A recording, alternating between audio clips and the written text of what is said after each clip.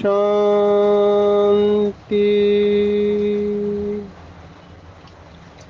आज 23 सितंबर 2023 भारत में शनिवार है। Today is 23rd September 2023 and it's Saturday इन भारत। आज की मुरली का जादुई रहस्य स्वयं को प्रेरणा देने के लिए magical secrets of today's Murli for motivating the self. आज की साकार मुरली बहुत सारे टेक होम है। बाबा का एक एक शब्द बहुत वैल्यूएबल है। जैसे जैसे हमारा मनन चिंतन बढ़ते जाता है, जो आत्मा जितना गहराई से मनन करेंगे उतना उस आत्मा को एक एक शब्द बहुत गहराई से हिट होगा, माना उसकी अनुभूति होगी। बाबा क्या कहना चाहता है मुरलियों में ये समझ में आने लगेगा। बाबा का फ्लो समझ में आएगा कि बाबा किस दिशा में लेके जा रहा है। एक एक शब्द, जैसे आज की मुरली में एक शब्द आया है कि यथार्थ ज्ञान। अभी जिसके पास ज्ञान होता है उसको ज्ञानी कहते हैं, पर ज्ञान भी अनेक प्रकार का ज्ञान है।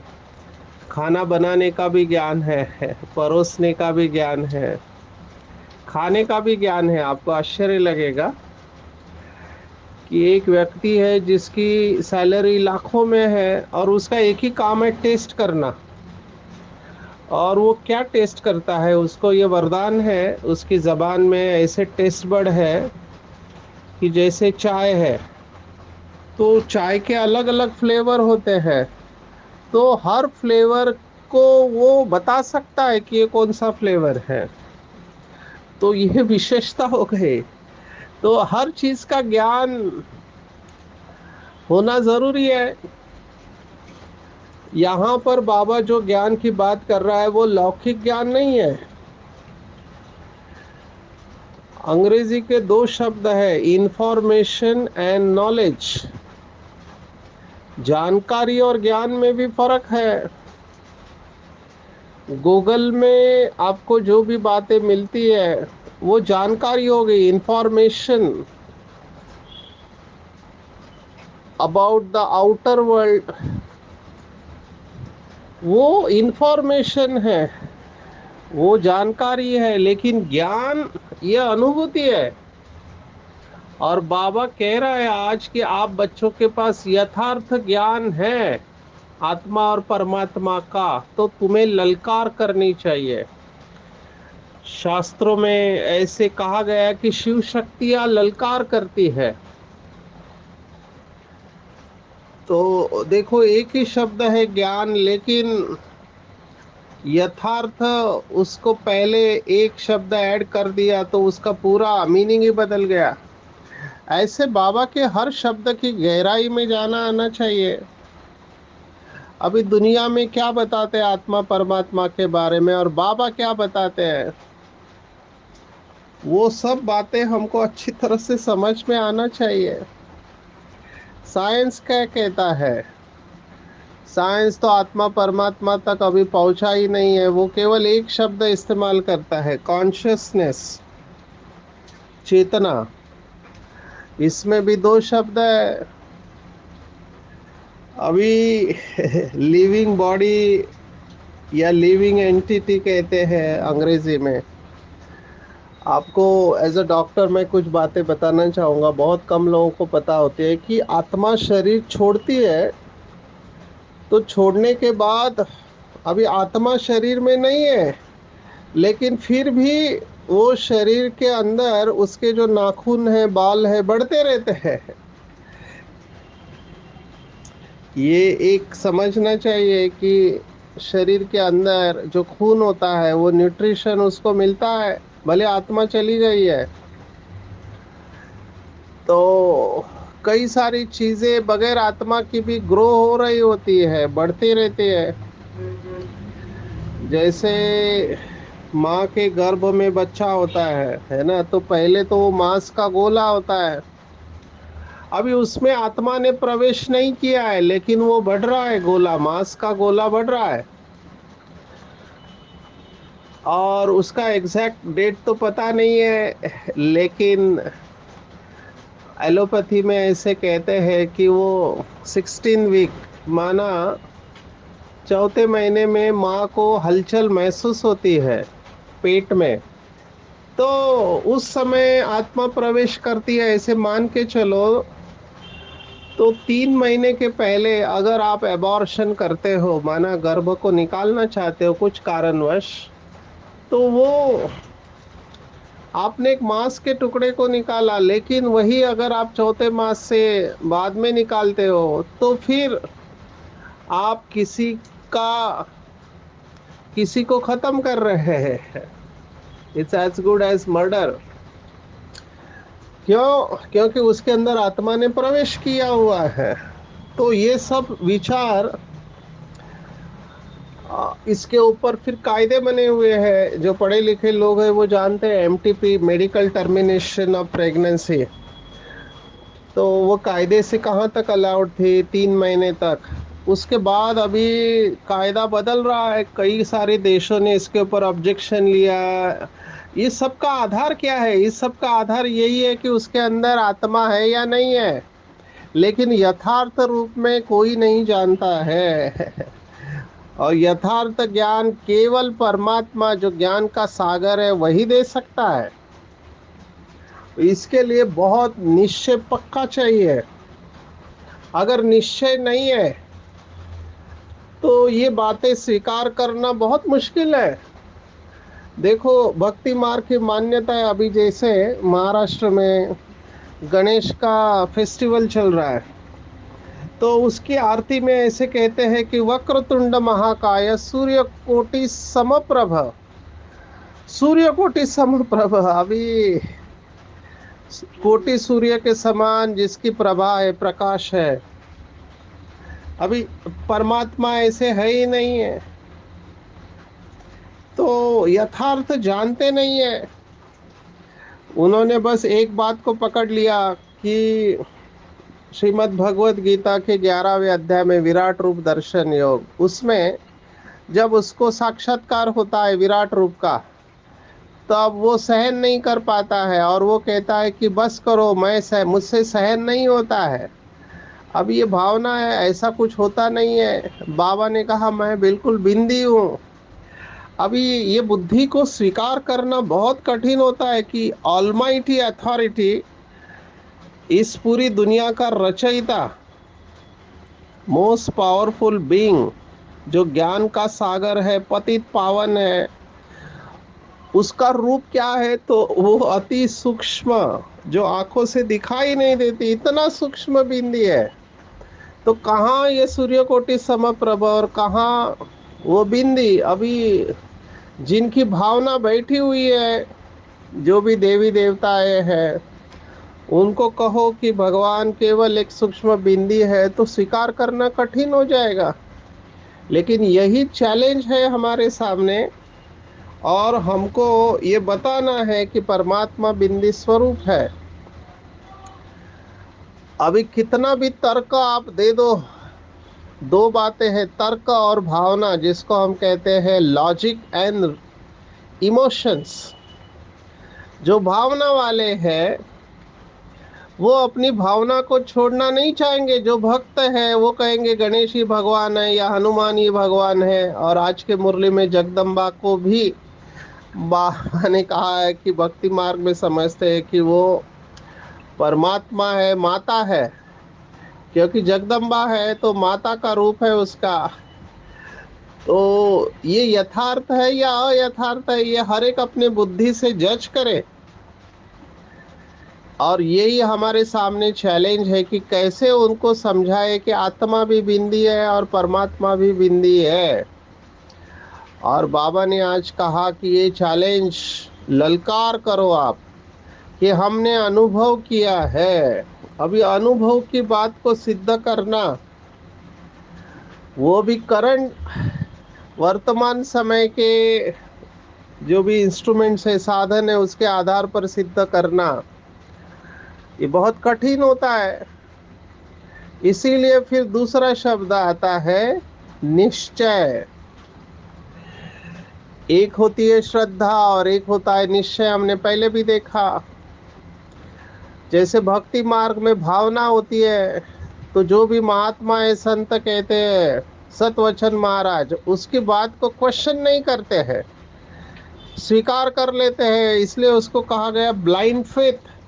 इवन शास्त्रों की कई सारी बातें, जो भी शास्त्रों में बातें आई है, फिर वो भगवत गीता में आई है या बाइबल में आई है, कुरान में आई है, या जो भी है, उसको जैसे के वैसे स्वीकार करते, उसको क्वेश्चन नहीं करते कि ये कैसे हो सकता है। जबकि आप देखो, श्रीमद् भगवत गीता में हमने देखा, स्पष्ट आया हुआ है कि अनु अनु सम, माना मैं सूक्ष्म ते सूक्ष्म हूं। ये आया हुआ है शब्द, लेकिन उसको भूल जाएंगे, उसका हर एक अपना अर्थ निकालते हैं। तो बाबा आज कह रहा है कि बच्चे, यथार्थ ज्ञान तुम्हारे पास है और तुम्हें ललकार करके ये समझाना है। जैसे जगत अम्बा, बाबा ने कहा जगत अम्बा तो माता देहधारी है, लेकिन परमात्मा तो निराकार है। तो निराकार माता पिता कैसे हो सकता है, ये हमको युक्ति से समझाना है। और ये बहुत डीप पॉइंट है, बहुत लोगों को समझती नहीं है, क्योंकि मोटी बुद्धि वाले हैं। हमने पहले भी देखा, दो शब्द है भक्ति मार्ग के, सगुण साकार और निर्गुण निराकार। तो निराकार को, बिंदी को समझना बहुत कठिन है। एक तो वो दिखाई नहीं देती है, और वो दिखाई नहीं देती उसको समझना है, तो ये थोड़ा कठिन है। इसके लिए बुद्धि आपकी बहुत सूक्ष्म चाहिए। जो दिखाई देता है उसको समझना बहुत इजी है। मम्मा दिखाई देते हैं, ब्रह्मा बाबा दिखाई देते हैं, तो इनको जगत पिता जगत माता कह दिया। लेकिन बाबा हमको यथार्थ अर्थ बता रहे, स्पिरिचुअल अर्थ, आध्यात्मिक अर्थ। और आध्यात्मिक अर्थ क्या है कि निराकार माता पिता कैसे है, तो वो परकाया प्रवेश करके ब्रह्मा के द्वारा बच्चों को जन्म देता है। मुख वंशावली कहा गया, माना परमात्मा ज्ञान का सागर ब्रह्मा के द्वारा ईश्वरीय ज्ञान देकर जिन आत्माओं का जन्म होता है, तो वो हो गए मुख वंशावली, मुख से पैदा हो गए। अभी शास्त्रों में ऐसे लिखा है, कान से पैदा हुए, मुख से। अभी कान और मुख से कैसे बच्चे पैदा होंगे, नाक से पैदा हो गए। तो इसका भाव बाबा ने बताया है कि मुख वंशावली माना ये ईश्वरीय ज्ञान के बाद जिसका जन्म हुआ है, सुनने के बाद, तो ये सबसे पवित्र क्रिएशन है। तो माता कौन हुई, तो ब्रह्मा माता हो गई। अभी ये कैसे समझे, शरीर तो भाई का है, लेकिन माँ कैसे है, क्योंकि उसके द्वारा ये नया जन्म हुआ है। तो ये बात हमको बहुत अच्छी तरह से समझनी भी है और समझानी भी है। तो देवता है और परमात्मा, ये दोनों अलग है। ये तो बात चलो मानते हैं, जो भी श्रीमद् भगवत गीता के ऊपर सेशन लेते हैं, क्योंकि श्रीमद् भगवत गीता के 9वें अध्याय में ये श्लोक आता है, यान्ति देवव्रता देवान पितृन यान्ति पितृव्रतान, है ना। भूतानि यान्ति भूतेश मध्याजिनो अपि माम, ये श्लोक आ रहा है 9वें अध्याय में। तो वो लोग भी मानते हैं कि परमात्मा देवता नहीं है, उसमें लिखा हुआ है भूत नहीं है, परमात्मा देवता नहीं है, वो इनसे अलग है। तो ये बात तो वो लोग भी मानते हैं। तो लेकिन उसका यथार्थ अर्थ समझना बहुत मुश्किल है। ये 9वें अध्याय का 25वां श्लोक है कि देवताओं की पूजा करने वाले देवताओं के पास जाते, पितरों की पूजा करने वाले पितरों के पास जाते, भूतों की पूजा करने वाले भूतों के पास, लेकिन मेरी पूजा करने वाले मेरे पास आते हैं। माना मैं देवता नहीं हूँ, पितर नहीं हूँ, भूत नहीं हूँ, इनसे मैं अलग हूँ, ये स्पष्ट है। और फिर हमने चौथे अध्याय का श्लोक भी देखा कि जैसे जैसे भावना है, ये यथा माम प्रपद्यन्ते ताम तथैव भजाम्यहम्। ये भी हमने देखा कि जिसकी जिसकी जैसे जैसे भावना होती है, वैसे मैं उसको साक्षात्कार कराता हूँ। अभी किसी की गणेश में भावना है, उसको अगर आप बिंदी दिखाओ तो वो संतुष्ट नहीं होगा, उसको गणेश ही चाहिए। किसी के हनुमान में भावना है, अगर उसको बिंदी दिखाओ तो उसको समझेगा ही नहीं, उसको हनुमान ही चाहिए। तो ये भावना का भाड़ा या फल भगवान दे देता है, लेकिन इसका मतलब ये नहीं कि परमात्मा वैसा है। तो ये गुह्य बातें हैं और ये मोटी बुद्धि वाले समझना बहुत मुश्किल है। तो बाबा ने कहा रिलीजियस कॉन्फ्रेंस जहाँ होती है, रिलीजियस हेड्स आते हैं, वहां पे ये बातें बहुत युक्ति से हमको समझाना है। और यहाँ पर फिर थोड़ा जिसकी भावना है उसकी भावनाओं को बगैर ठेस लगे हमको बहुत प्यार से समझाना है।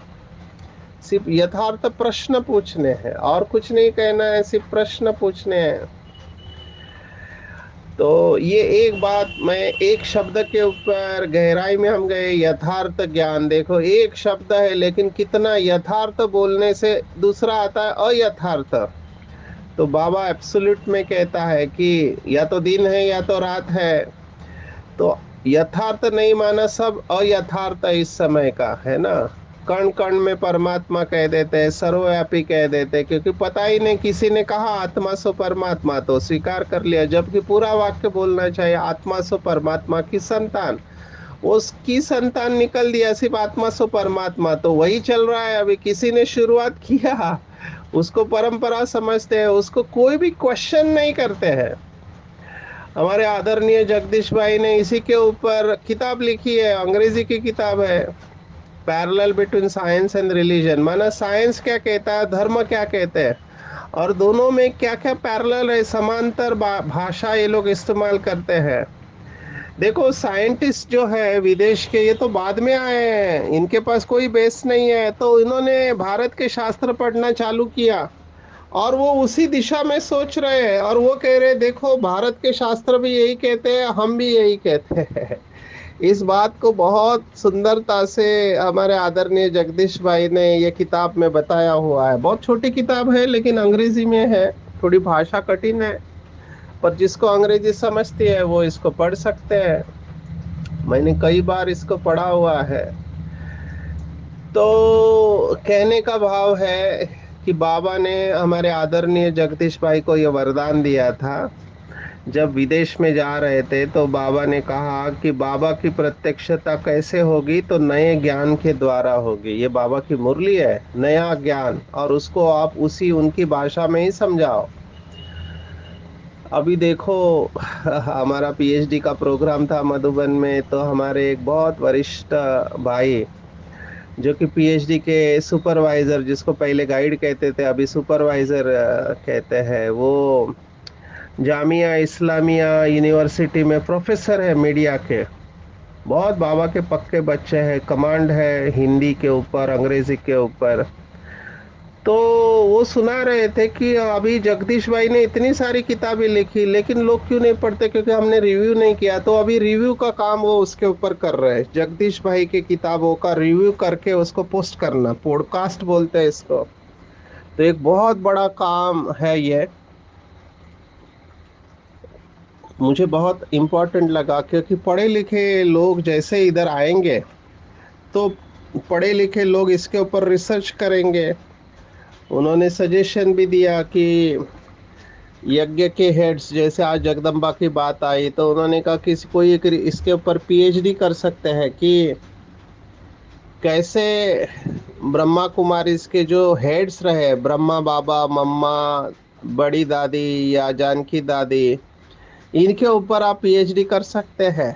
तो ये आए इनके ऊपर, फिर यज्ञ 1947 से पहले और 1947 माना भारत पाकिस्तान होने के पहले और बाद में, इसके ऊपर भी पीएचडी हो सकती है। और बाबा के नए नए बच्चे बहुत चैलेंजिंग टॉपिक ले रहे, रिसर्च करके ब्रह्मा कुमारी की बातें वो रिसर्च करके दुनिया के सामने रख रहे हैं। अभी वो प्रोसेस चालू हो चुकी है। आपको खुशखबरी सुनाते हैं कि जर्नल भी चलेगा अभी, जिसमें ये सब रिसर्च पेपर पब्लिश हो जाएंगे।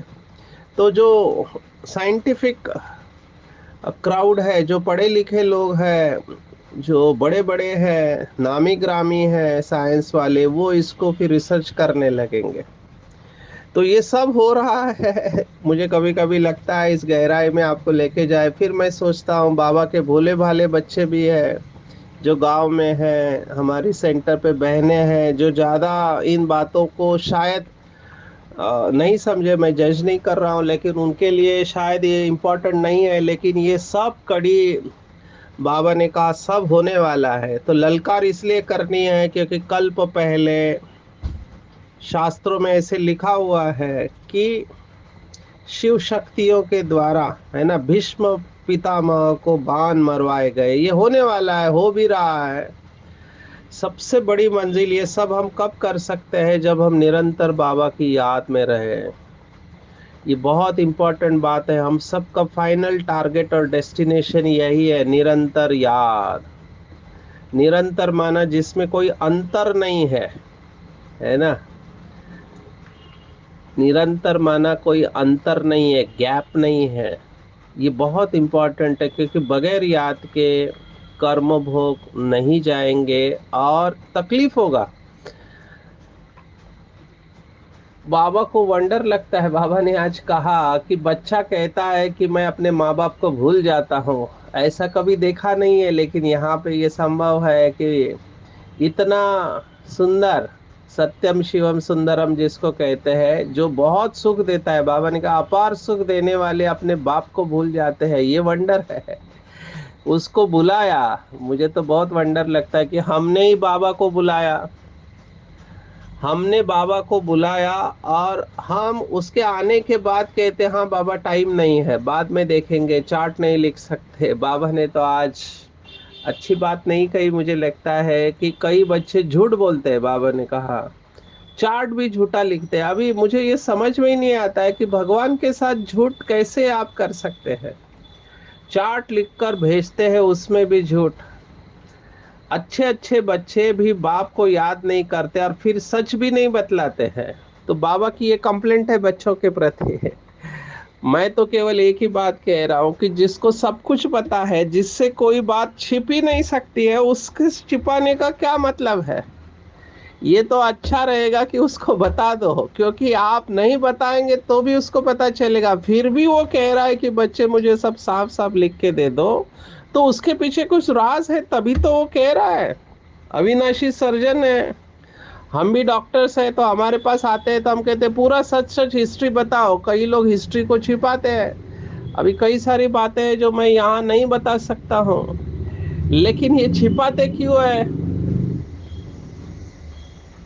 छिपाते क्यों है? क्योंकि उनको लगता है मेरी इज्जत चली जाएगी। छिपाते हैं, पर उसका फिर इलाज नहीं होता है। जब भगवान कह रहा है कि मेरे से कुछ भी छिपाओ नहीं, तो क्यों छिपाना चाहिए? आप जितना भी छिपाओ उसको तो सब पता चल जाएगा। उसको क्या पड़ी है? वो तो हमारे अच्छे के लिए बोल रहा है कि जितना आप बाबा को सच सच बताएंगे उतना बाबा की मदद मिलेगी। दिल खाएगा नहीं। सुबह सुबह उठकर बाबा को याद करो तो नशा रहेगा, बाबा कह रहा है।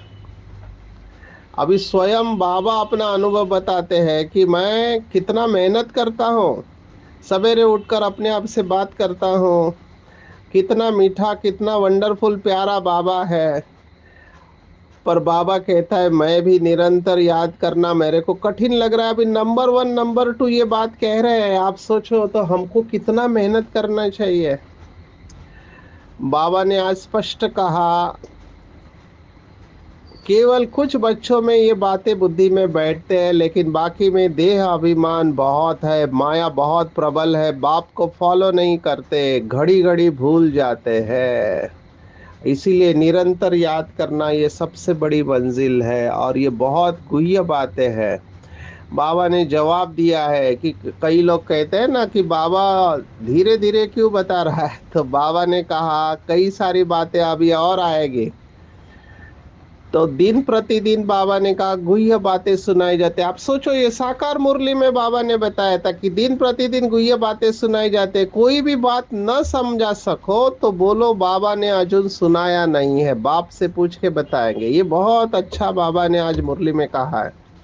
दिन प्रतिदिन नई नई पॉइंट्स मिलते जाती है। समझो हमको कोई बात समझ में नहीं आती है तो निमित्त आत्माओं को पूछो, उनको भी नहीं आते, कहते तो कहना चाहिए बाबा ने अभी तक बताया नहीं है। कभी भी तंग नहीं होना चाहिए। मुझे एक आत्मा का फोन आया, उन्होंने कहा कि सचिन भाई ज्ञान समझ लिया, बाबा को भी पहचान लिया, लेकिन मेरा प्रॉब्लम सॉल्व नहीं हो रहा है। पति नाराज, घर वाले सभी नाराज, मैं अकेली कब तक मरूंगी, फाइट करूंगी, तो मैं तंग आ चुकी हूँ। न मैं इधर की रही ना उधर की रही, इसलिए मैं बाबा का हाथ छोड़ रही हूँ। तो ये प्रैक्टिकल है, बाबा जो कह रहा है ऐसा होता है। बाबा कहते हैं पढ़ते पढ़ते थक जाते हैं, बाबा को लिखते हैं मैं नहीं चल सकूंगा, तंग हो गया हूँ, तंग होकर पढ़ाई को छोड़ देते हैं। विकार में जाते हैं तो पढ़ाई छूट जाती है, और यह पढ़ाई ब्रह्मचर्य की धारणा से ही होगी। अगर ब्रह्मचर्य को तो तोड़ा तो धारणा हो नहीं सकेगी। दूसरों को कह नहीं सकेंगे कि काम महाशत्रु है, बुद्धि का ताला बंद हो जाएगा। मंजिल बहुत ऊंची है। मेरे पास तो ये बहुत सारे फोन आते हैं, मुझे तो बहुत वंडर लगता है। यंगस्टर को मैं समझ सकता हूँ, जवान है, कम उम्र है, हार्मोन्स अपने पीक पर होते हैं, और चारों तरफ ट्रिगर्स है। मोबाइल है, टीवी है, मीडिया है, प्रिंट एंड इलेक्ट्रॉनिक्स, चारों तरफ से आपके काम के बटन दब रहे हैं। लेकिन बूढ़े लोग भी, बूढ़े होने के बाद भी अगर उनके अंदर ऐसे संकल्प आते हैं तो आप सोचो कितना तकलीफ होता होगा। लेकिन है, क्योंकि ये आत्मा के अंदर के संस्कार है, तो हमको बहुत मेहनत करना पड़ेगा। निराश नहीं होना है, बाबा का रिगार्ड रखना है। मुझे वो दादी शांतामणि की एक बात मैं हमेशा ध्यान में रखता हूँ। क्लास चल रहा है शांतिवन में, मुरली में हम बैठे हैं, और दादी कहती है कि बाप को भूलना भी उसका डिसरिगार्ड है। आज यही बात बाबा ने मुरली में कही कि बाप को भूलना उसका डिसरिगार्ड है, बाप का रिगार्ड रखना है। अपने आप से बातें करनी है, कभी भी तंग होकर पढ़ाई को नहीं छोड़ना, और बेहद में रहना है। देखो भगवान हमें अपने जैसा बना रहे हैं। लौकिक में भी कहावत है कि think globally and act locally. माना आप विश्व के बारे में सोचो, लेकिन कर्म तो एक ही स्थान पर रह के करेंगे। तो बेहद की वृत्ति अर्थात सर्व आत्माओं के प्रति कल्याण की वृत्ति रखना, ये मास्टर विश्व कल्याणकारी बनना है। केवल अपने एरिया के सेंटर के कल्याणकारी नहीं, लेकिन सबके प्रति कल्याण की वृत्ति है। अभी कई बाबा के बच्चे अपनी उन्नति, अपनी प्राप्ति, संतुष्टता में राजी होकर चलते। बाबा ने उनको टाइटल दिया है स्व कल्याणी। तो स्व कल्याणी से आगे जाना है। स्व कल्याणी के आगे की स्टेज है बाप समान विश्व कल्याणकारी। तो उनके आंखों के सामने विश्व की सर्व आत्माएं होगी। ये बाबा ने मुरली में कहा है, विश्व कल्याणकारी माना जिसकी आंखों के सामने विश्व की सर्व आत्माएं होगी। जैसे अभी लीबिया में फ्लड आए, मोरक्को में भूकंप आया, और कहीं पे भूकंप के झटके हैं। तो ये सिग्नल है हमारे लिए कि पृथ्वी के अंदर हलचल है। वो टेक्टोनिक प्लेट्स कहते हैं, वो एक दूसरे के ऊपर टकरा रही है। तो ये हलचल चालू हो चुकी है। तो मैं अगर विश्व कल्याणकारी हो तो मेरी जिम्मेवारी बनती है कि ये सब बाबा के बच्चे हैं, आत्मिक रूप में भाई है, तो मुझे उनको दुख दूर करना है। मैं अगर राजा हूँ तो मेरा कर्तव्य है कि प्रजा का ध्यान रखना। तो बाबा की याद में बैठ जाएंगे और पूरे विश्व को सकाश देंगे। और सब पेपर आने वाले हैं जिससे आप डिस्टर्ब होंगे। कोई आपका अपमान करेगा, कोई निंदा करेगा, आपको बिजनेस में लॉस होगा, लेकिन बाबा कहता है सभी में समान स्थिति रखो। ये ड्रामा है। और ऐसे समान स्थिति रहने वाले को ही भगवत गीता भी योगी कहते हैं। तो कुछ भी हो जाए, निंदा हो या स्तुति, मान अपमान, जय पराजय, हानि लाभ, सब में समान रहने वाले ही योगी कहलाए जाएंगे। तो आज पूरे दिन भर में एक ही टारगेट रखेंगे कि मैं निरंतर बाबा की याद में रहने वाली महान आत्मा हूँ। निरंतर। मेरा तो यह अनुभव है, जितना बाबा की याद में हम रहते हैं हमारे प्रॉब्लम सॉल्व होने लगते हैं। अच्छा। ओम शांति।